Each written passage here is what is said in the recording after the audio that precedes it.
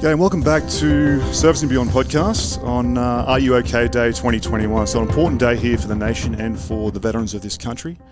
Talking about mental health, talking about reaching out to our fellow countrymen and veterans. So we're joined by Dane Christison from Strive to Thrive Nation. Survive to Thrive. Survive to Thrive Nation. And we're talking today about, obviously, a very important day for the country. Now, you've been involved in veterans' welfare and mental health for about 10 years now. Yeah, 8 years. 2012 is when I created the Survive to Thrive Nation program. At that time, it was a live program, and I was going around doing personal development coaching and absolutely had no idea what I was doing at the time. But I knew I was creating light bulbs light bulb moments in the community, and I created a spark, and very quickly, we started to rise in the community in the mental health game, and now we have a national federal government contract. So the Survive to Thrive program, essentially, for your viewers, is the world's first online evidence-based mental health and transitioning success program for current and former service families. We also provide 24-hour access to peer support. So essentially, veterans that go through our program recover or can articulate the program in a meaningful way. They become coaches and mentors across Australia for other veterans. We have an alternative program for them. It's called the Pain to Purpose program. So, there's veterans that are on DVA pensions. They've lost their identity, they've lost their purpose, they've lost their community, they're going through large amounts of adaptation stress, and they've also got trauma or stress, post-traumatic stress, anxiety, depression that essentially has been impacted from their service. And by going through that program and being able to assist other veterans, essentially their issues begin to happen for them instead of to them, and they start to see their value in themselves again. And very quickly we start to see recoveries and people thriving again in their life. So the last 12 months has been quite traumatic for a lot of veterans, with a number of things occurring. The Broden report into alleged Special Forces misconduct. There's been Afghanistan goings on the last 4 weeks or so with a rapid drawdown, and obviously some very dramatic pictures on our televisions. 100%. And the Royal Commission coming up, which is bringing back a lot of memories and experiences for people. So I think, RUOkay Day is a great opportunity to reach out there and touch base with those, colleagues and friends of ours. What's your experience been in the last couple of weeks? You've been on the phone a lot, talking to veterans, talking to mates. I have. Letting an ear. How's that experience been? Yeah, look, we've been inundated since this has happened. And when you talk about veterans that need intervention, so they're already dealing with post-traumatic stress, anxiety and depression, trust is a big thing.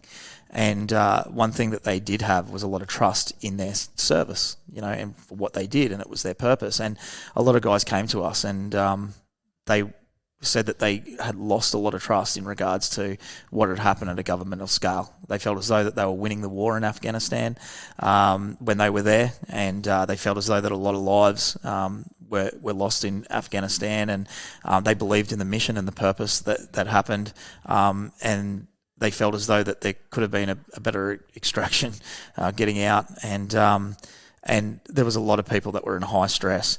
But essentially there's been a shift, and that's because not only does our program equip them to be well-oiled operators in their mental health and also transitioning, because of the peer support, it's helped them reframe how they're looking at their service in Afghanistan.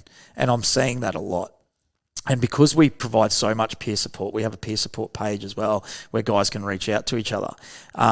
But essentially us getting on the phone and being proactive, you have to be proactive in times like this. You can't just go out and say, look, here's a link, reach out, here it is. When you've got an organisation like mine that's national, you have to, get the troops to turn out and really reach out to people in their corner. Open Arms have a thing called Check 5, always check on 5 of your mates. We did that. I met up with Dan Kieran recently. He had a mates check up, and it was actually awesome to catch up. We had a few chats about what's going on, where everyone's mindset is. And to be honest, there's been a shift. Everyone's starting to get, a little bit more positive now about it. They understand that, what's happened over in Afghanistan now wasn't their fault. Essentially, for the purpose that they had when they were there at that time, they felt as though that they did a good job. My conversation always also goes around of, imagine you made one family feel safe for one day. They felt their life was at risk for one day, but you did that for one day. How would you feel? Well, would do that. I'd put my life on the line to do that. That's what soldiers would do. Well, imagine you did that for 20 years. So imagine you did that for 20 years. Well, we did. Mm-hmm. We gave 20 years of putting our lives on the line to help form a new government over in Afghanistan. And whether the result ended up what we wanted or not, the efforts of 20 years are completely noble. They're completely honourable. They're something that you can look back for the rest of your life and be extremely proud of. And I'm starting to see that pride starting to get rebuilt. You are, yeah. I think that's worthwhile stressing. I think stressing, the best probably analogies I've seen on social media, on LinkedIn, is those who remind us that they were there in service, that we all wore a uniform in service, not of the government or the military, but of the people of the country. So I think that stands regardless of the service that we've rendered for the nation. Absolutely. And look, you also got to think about it when you're in the military. If you get asked to do something for your country, whether the civilian world agrees with it or not, that is part of the pride of actually being a soldier. You will do what others aren't willing to do, or what they may not agree with, for the betterment of the security of our country. And that's what makes you a soldier. And I think that people are starting to understand that now. I think they're starting to see even a bigger purpose in their military service because of this. And I think out of every negative a positive comes, and what we're seeing as well is community coming together. And so my message is to anyone that is going through anything that they're suffering with right now, especially with Afghanistan, the Breton report that's gone on, obviously with the lockdowns that have happened as well, is that there's not just hope out there. There is real solutions out there to assist you to get back and survive and thrive. And, you and I were having a discussion offset before. We were, mate. We were. And I think that's a really useful framework to bring up. I think, there's been some great work done by a lot of organisations within defence, including one psych unit, talking about some of the feelings and some of the emotional impacts that people feel coming out of, especially the Afghanistan situation. They talk about anger, detachment, sadness, apathy, and not feeling. And it brought me to the idea there about how we sometimes bottle up and suppress our emotions in service. And I had a guest on the podcast not long ago. He said to me, Matt, I'm dealing with my civilian emotions now. And it just resonated with me, the fact that, yes, there's military and there's civilian emotions. It's just so ridiculous, the concept. But some people do suppress those emotions for so long. Yeah. And you and I were just talking about that analogy that I told you about. Like when you're in the military, in PT, they ask you to hold your weapon out to the side. And when you hold your weapon out to the side, when you first do it, it's fine. You're strong, you feel resilient, it's all good. But then all of a sudden, the weight starts to come onto your shoulder, and it's telling you to put it down, but you've got to keep lifting it up. And all of a sudden, you put on this strain. Well, the same thing with emotional stress. At first, it's still the same emotional stress, but the longer you hold on to it, the bigger the weight. That weapon is the exact same weight as when you put it out there the first time, but the longer you hold on to it, the more damage it starts to do. If eventually you'll do damage to your shoulder. Psychologically and emotionally, it's the same thing. If you bottle up these emotions, if you don't liberate yourself from them, if you don't know how to channel them and put them in the right areas, they're going to come out of you in different ways, either negative or positive. And that's why, it's so important to have that support network, that community around you, that have the skills to be able to jump back in that hole with you and show you the way out. And mate, what are those keys? I mean, what are those keys to starting that conversation for someone who hasn't had the capacity or the skills or the willingness to have that conversation before, that difficult, vulnerable, but important conversation? So one of the things that we do with our company in particular is, we're talking about RUOkay Day, but there is a better way to have a conversation. I mean, if you walked up to John, who's a mechanic, and he's just tinkering away over in the corner, if you walked up and say, "Are you okay?" What's the response going to be? Mate, what are you talking about? And then there's another side of things. If you say, "Are you okay?" you're probably going to get, "Yep, mate, I'm fine." But we change, communication, as I said at the start of the show, is really, really important. And we say, "How are you feeling?" So we will continue with that conversation. Like, "How are you feeling today?" "I'm good." "Why are you good? What have you been up to?" "Oh, like I did a PT session and all of that kind of stuff." "So how else have you been going? How's the workload going at the moment?" "Yeah, the workload's going all right." "Is it going all right? Have you been doing a lot?" "Well, tell me about it." And then the conversation will start to go. So you always have your follow-up questions with it. And just, as a support network, if you're feeling great and you've got mates around you and instinctively something isn't up, don't just let it go. Like, allow your mates, give them the space to be able to talk to you. There's a lot of that, just leave him alone and he'll be okay. But the next day they might not be. The skill set is really just listening. I find that women are really, really good at that. I find that women are better. We're fixers. We're not so good, listeners. No, we've got to work on that. What is the problem? Aussie guys obviously want to jump to solution mode quite often, or they want to jump in with their thoughts and how they would solve the problem. What's the key to listening and giving persons space to get things out there? What is the key? Don't jump down their throat too quickly with an answer. They're still trying to process the fact that they've talked to you. Allow time and space for things to sink in that they've told you, and then you as well. Allow a couple of breaths to happen in between each conversation. Tonality is absolutely everything. Like, if I walked up to you and you are depressed and I said, "Hey mate, how you going today?" You're going to go, "I feel great." But if I walked over to you and go, "Hey man, how you been? Yeah, you doing all right?" "Yeah, I'm doing okay." We're already at that emotional tonality. Tonality is everything. Giving people space is absolutely everything. Allowing them time, to process, it's absolutely everything. So those conversations, you gotta let it come, and it gradually comes out. And sometimes with people, when they've got walls up, and you give them that space, and that wall comes down, all of a sudden the flood of emotions come. The amount of times I've held veterans in my arms while they're crying and said to me, "I haven't cried in 5 or 6 years.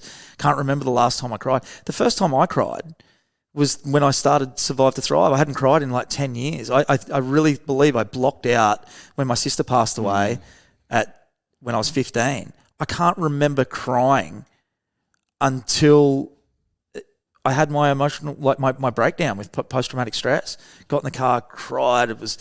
My ex-wife said to me, "Look, the medication isn't working. You're seeing a psychiatrist. You've done all the talk therapy that you can do. I don't know what you're going to do, but you're going to have to find the answers for yourself." And that's when I went on the personal development journey. You've had a lot of success and you talk the craft because, like you said, tonality, emotional intelligence, you know those skills and what's required for Australian veterans. The Boeing company has a lot of veterans, and a lot of them aren't identified because they're not required to identify themselves when they join the company. So you don't know who you're going to bump into at work, how they're reacting to things that have been occurring recently.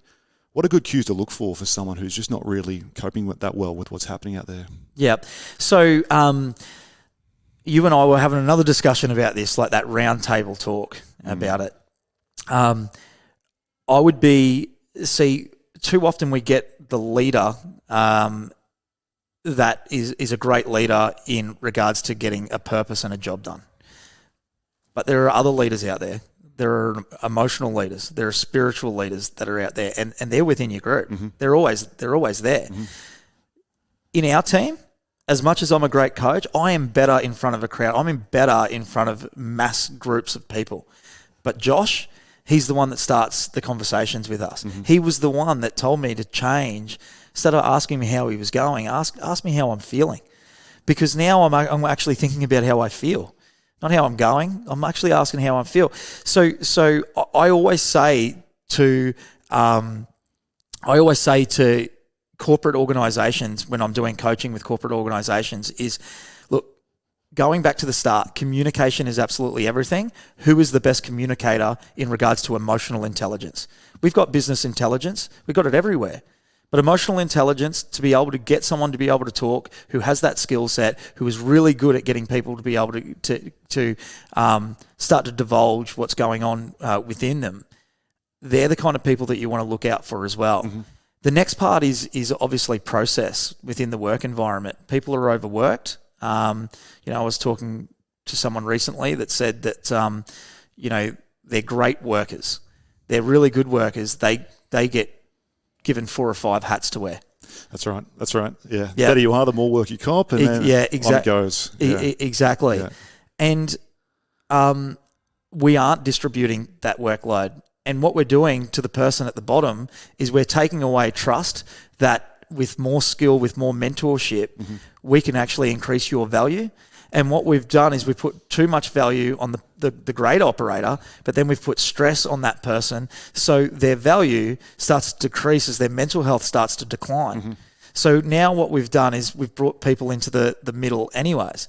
But if you want to operate, you've got to rise up together. If you want to be great in a mental health organisation, you have to rise up together. We're only good as ourselves when we put all the weight on one human being.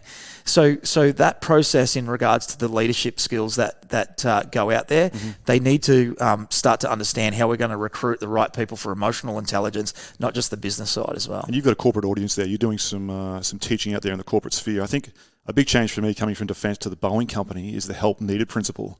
So if you're snowed under, you're full bottle, there's too much work, or you need assistance from outside, you can put your hand up and get help from anyone across the company, even overseas, on certain tasks and certain projects you're working on.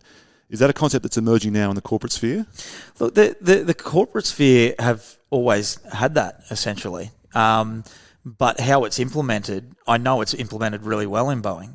I think there's a lot that corporate organisations could actually learn from Boeing in regards to help needed. In fact, I'd like to ask you more questions on, but you're doing the interview, but how you've seen that practically operate since you've been with Boeing.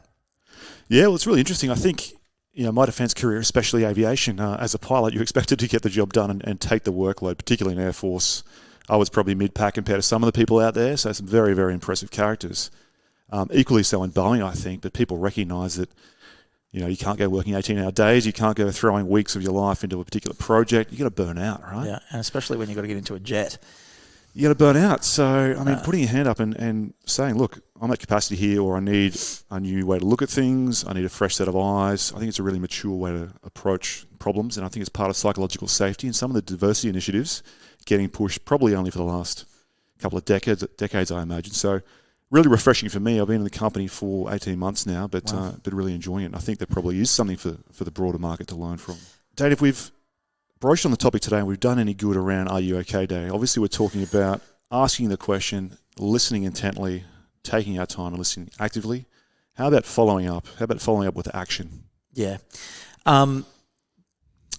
So the action that I would take in regards to after those conversations is supplying somebody with a place to go to be able to talk to a professional, depending on the weight of the situation. Someone will tell you if the conversation that you've had with them is enough. But if it's not, the best way, I call it level and influence. Get on the same level as someone and then be the one that inspires them to take that step for clinical assistance if they need. For current and former service families, I would say call Open Arms, 1-800-011-046. Open Arms is the first step to be able to talk to a psychologist, and that psychologist during that conversation can start to make an assessment of whether or not you may want to see a psychiatrist as well to get a diagnosis if they believe that there may be a condition there. This may not be, or this may be more than just talk therapy that's going to be able to assist. Maybe medication does need to be involved, depending on what it is. But seeing a psychiatrist, you can at least get that diagnosis to be able to say, okay, what are the exact problems that need to be treated here? But during the process of it, people need to understand that when you do go into the counselling side, that's one thing. But when you get into the personal development side, that's a whole different part of growth, and that's what we do. We're personal development experts, I would say. We're the only people with a clinically proven program online that I know. Not only is the help there, the growth is so important from there. You don't want to just... The reason why we say we're aiming to thrive is because if you're surviving, you just keep your head above water. You want to teach someone how to swim. You want to teach them how to swim and then hit the shore and start running up that beach, and drowning is the last thing on their mind. So, what are the keys there, mate? You hit on inspiration, motivation. Obviously, having this conversation, following up with someone, finding an organisation like you that can help people along that pathway is key.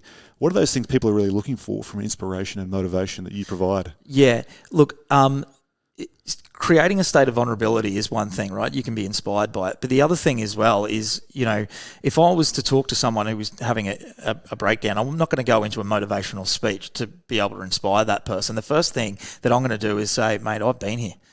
I know what that feels like. All of a sudden, you're on that level. That's the level and influence side of it. This is what I had to go through, and this is what I went through. If you don't know how to articulate what you're going through, these people are going to teach you how to be able to communicate that. And once you communicate that and you start taking off that load and unloading it to somebody else who knows what to do with it, they've taken half that pack.